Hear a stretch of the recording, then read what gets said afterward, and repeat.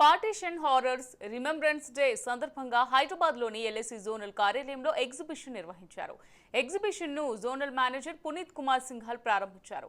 దేశ విభజన సమయంలో భారతీయులకు ఎదురైన భయంకరమైన అనుభవాలను ఇక్కడ ప్రదర్శించారు.